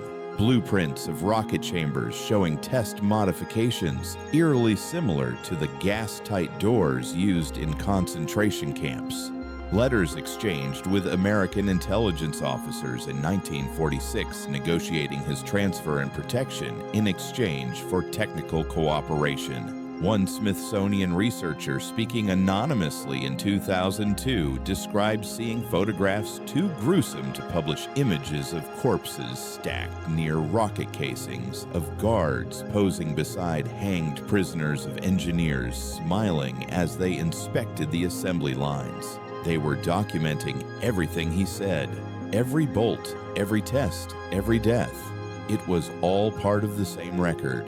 The discovery, had it been made public, would have rewritten the mythology of the American space age. It would have exposed how the world's most celebrated scientific triumph, the conquest of the moon, was inseparably linked to one of humanity's darkest atrocities. But the Smithsonian guardian of national memory chose amnesia. In official statements, the museum maintains that all available von Braun materials have been reviewed and appropriately cataloged. No mention is ever made of Archive 19A. Requests under the Freedom of Information Act are routinely denied for reasons of national security. NASA, when questioned, refers inquiries back to the museum. The circle of silence is perfect. Some historians have tried to force the issue. In 2011, journalist Caroline Hoffner filed a series of legal petitions demanding access to the sealed documents, arguing that public institutions cannot be complicit in historical censorship. The case was dismissed on procedural grounds. The documents the court ruled were not federal property, but private donations under institutional custody, exempt from public disclosure. The same year, a former archivist anonymously leaked a single black and white photograph purportedly taken from the collection. It showed von Braun at Dora standing beside a rocket frame, his hand resting on a clipboard. In the foreground, a prisoner lies motionless on the ground. NASA dismissed it as a forgery. The Smithsonian refused to comment. But those who have seen the original files insist it was real, and that raises a question larger than von Braun, larger even than NASA itself. What does a nation do when the foundation of its pride is built on the bones of its victims? Every country that participated in the post-war recruitment of Nazi scientists made the same choice to suppress what could not be justified. The United States simply perfected it, turning the concealment into a kind of patriotic ritual. The Smithsonian's vault is not just a room of boxes. It is a tomb of selective memory. For inside that sealed chamber lies more than evidence. It holds the very thing nations fear most: contradiction. The contradiction between heroism and horror, between genius and guilt, between the flag that landed on the moon and the shadows that built the rocket that carried it there. It is easier to seal the door than to open it and face the truth. And so the vault remains. Dusk gathers. The lights stay off. Visitors above walk past displays celebrating Apollo 11, marveling at von Braun's engineering brilliance, unaware that a few floors below the papers proving his complicity lie silent, waiting for courage, waiting for honesty, waiting for a generation that values truth more than the comfort of its myths. Until that day, the Smithsonian will continue to guard both the glory and the guilt of the 20th century. One is displayed in glass cases for the world to see. The other is locked behind steel, buried beneath the feet of those who still whisper in awe and ignorance, "We went to the moon." The final accounting, what the world owes its dead. History has a strange way of balancing its books. It may delay the reckoning for decades, even generations, but the debt never disappears. It waits quietly beneath the surface of progress, gathering interest in silence. By the end of the 20th century, the world's miracle of modern science, its rockets, its medicines, its industries, stood as towering monuments, not only to human ingenuity, but to human denial. And denial, no matter how carefully engineered, always collapses under the weight of truth. When the Cold War ended in 1991, so too did the justification that had protected the Nazi scientists for half a century. Suddenly, the world they had built, the one divided between East and West, good and evil democracy and communism, no longer existed. And when the walls fell, the archives opened. What came out was not a tidy story of progress. It was an autopsy. Declassified files from the CIA, MI6, and the KGB revealed the scale of the collaboration. Over 4,000 Nazi scientists relocated under Western protection, another 2,000 absorbed by the Soviets. Some had been generals in the SS, others had overseen camps or selected prisoners for death. Fewer than 24 ever faced trial. The rest died wealthy, honored, or quietly forgotten. The truth, now undeniable, forced a moral confrontation that no one wanted. How could humanity celebrate the moon landing, the jet age, and the atomic revolution, knowing that their architects had built those achievements with the same intellect that once built death camps? How could the nations that fought to end fascism have become its beneficiaries? The answers, like the archives, came slowly and reluctantly. In the United States, congressional hearings were held in the early 1990s to investigate Operation Paperclip and the post-war recruitment of Nazi scientists. The findings were damning, but limited. The committees confirmed that dozens of known war criminals had been employed by NASA, the Pentagon, and major defense contractors. Yet the final reports were softened, buried in bureaucratic phrasing. It appears that national security priorities occasionally outweighed moral considerations. Occasionally. The understatement was almost cruel. Europe faced its own reckoning. When Britain finally declassified documents on Operation Surgeon in 2005, the files revealed how many Nazi engineers had been given new identities and paid by the government. France's Operation Clamor archives showed that Otto Ambros, designer of Zyklon B gas, had earned millions consulting for French chemical firms. The Soviets, by then dissolved, admitted through Russian historians that their nuclear and missile programs were built on the labor of captured German scientists who had lived and died in isolation. The revelation shattered whatever remained of post-war moral certainty. It turned victory into ambiguity, heroism into compromise. The supposed good war had ended not in triumph, but in quiet transactions made under fluorescent light signatures exchanged for silence.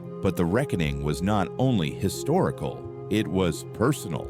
In 1995, Holocaust survivors began filing lawsuits against American and European corporations that had profited from Nazi labor or research. They targeted Bayer, Siemens, IBM, and Volkswagen companies whose wartime profits were built on slavery and whose post-war empires were built on denial. The settlements that followed amounted to billions of dollars, financial reparations paid decades too late, yet money could not measure the cost.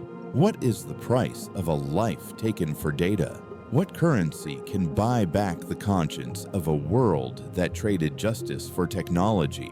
There were gestures, museums, memorials, foundations, but even those often sanitized the deeper truth. The plaques spoke of tragedy, not complicity. The exhibits praised human resilience while avoiding the names of those who benefited most from human cruelty. The moral reckoning remained partial, polite, and incomplete. Still, fragments of truth kept surfacing. A letter from 1946 describing how U.S. Army doctors debated using Dachau data to save future pilots. A photograph of Soviet engineers raising a toast beside German prisoners after the first successful rocket test. A payroll ledger showing NASA salaries paid to men once condemned for war crimes. Every discovery chipped away at the myth of moral purity that modernity had wrapped itself in. By the time the new millennium began, the narrative of post-war heroism had cracked open. Documentaries, declassified files, and survivor testimonies forced universities and research institutions to confront uncomfortable questions. Medical schools reviewed their textbooks and quietly removed references to Nazi-era data. Aerospace programs acknowledged the origins of their early research. Even the Smithsonian, under pressure from historians, released a brief statement in 2008 admitting that certain archival materials pertaining to early rocketry remain restricted. It said nothing more. The reckoning, though halting, was inevitable because the truth once unearthed has a gravity all its own. It pulls at everything around it, memory, pride, identity, until even the most carefully built myths begin to bend. And yet, for all the revelations, one question still lingers unanswered, perhaps unanswerable. What does the world owe its dead? It cannot give them justice. The men who killed them died peacefully in their beds. It cannot give them back their names. Most were erased before they even entered the camps. It cannot even give them truth, for truth was buried beneath bureaucracy and national pride. What remains then is responsibility, the moral inheritance passed from one generation to the next. The recognition that progress built on suffering carries a stain that cannot be washed away by time or triumph. In the end, perhaps the only payment left is remembrance, not the kind that glorifies, but the kind that unsettles, the kind that refuses to separate beauty from horror, invention from atrocity. Because every time a rocket lifts into the sky, it carries with it the weight of both. Every hospital that saves a life with knowledge once gained through torture owes a debt to those whose bodies became unwilling textbooks. Every photograph of men walking on the moon is haunted by the silhouettes of men hanging in tunnels beneath Germany. The reckoning may never be complete, but it must be continuous, for history is not healed by silence, only by confrontation. And when a civilization builds its future upon the bones of its victims, the least it can do is speak their names. The moon may be silent, the museums may stay sealed, the archives may remain locked, but the dead do not forget, and neither should we, because the final accounting is not measured in victories or inventions, not in wealth or prestige. It is measured in the willingness of the living to face what the dead already know, that every empire of knowledge built on cruelty is doomed to remember its creators, whether it wants to or not.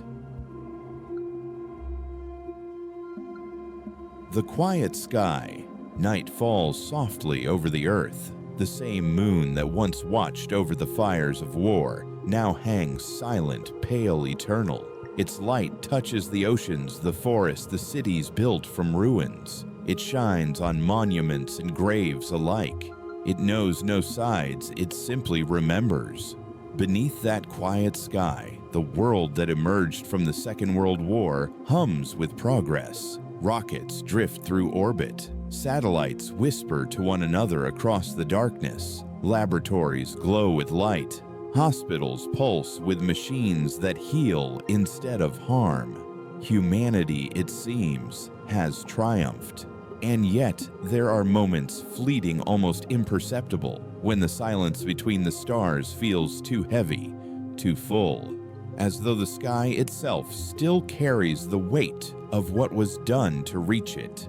For every invention, every discovery, every launch that split the heavens open, there are echoes buried in the earth, in the salt mines of Nordhausen, in the frozen soil of Dachau, in the nameless trenches outside Buchenwald. The bodies of the enslaved still lie where they fell. Engineers, prisoners, children, scientists, human beings who were turned into parts of an experiment whose results we still use today. Their names were never spoken in the speeches that celebrated victory. Their faces never appeared on television. History replaced them with words like innovation, destiny, progress. But the sky does not forget the price of being conquered. When we look up now, we see only the brilliance, the glory of what humankind achieved. But to look truly upward is to see everything at once, the ascent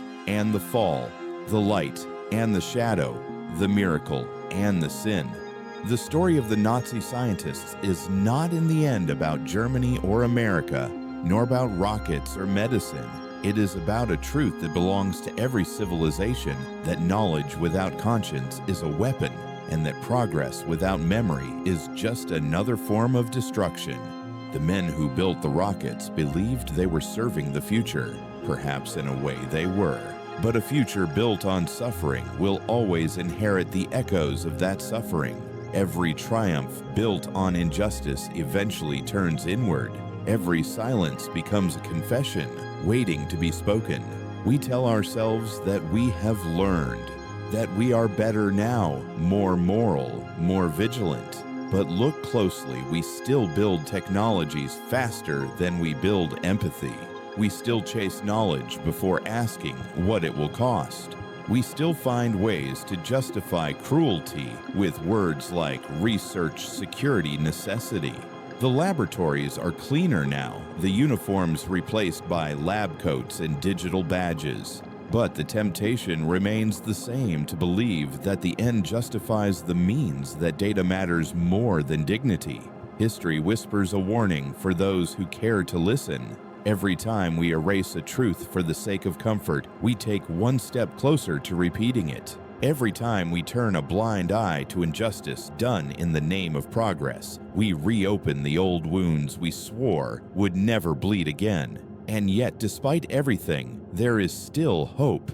Because remembrance, too, is a kind of progress. The courage to face the past, to name it, to refuse silence that is the work of healing. The rocket that carries us upward is only half the journey. The other half is inward. The sky, after all, is not only a destination, it is a mirror. When we look into its vastness, we are also looking into ourselves at what we've done, what we've hidden, and what we still might become. Perhaps the true measure of humanity is not in how far we can go, but in how deeply we can remember. So the next time a rocket streaks across the night, bright, brief, magnificent, imagine the light falling back to Earth, tracing the shadows of those who never saw it. Imagine the tunnels of Dora illuminated for the first time, the cold steel of the vault at the Smithsonian finally opened the truth, at last allowed to breathe. Only then can the silence between Earth and Moon truly become peace, not denial. Only then will the quiet sky stop being a witness and start becoming a promise. Because remembrance is not guilt, it is gratitude. Gratitude for what was learned and grief for how it was learned. And in that fragile balance between grief and gratitude, between what we've built and what we've buried, lies the fragile redemptive hope that humanity might yet deserve the sky it has claimed. Until then, the stars will keep watching, and somewhere beneath their endless light, the dead will keep whispering, not in anger, but in warning. Do not forget us, for the future you build depends on how you remember us. And only when you remember everything, the horror and the hope, the cruelty and the courage, will the sky at last be quiet.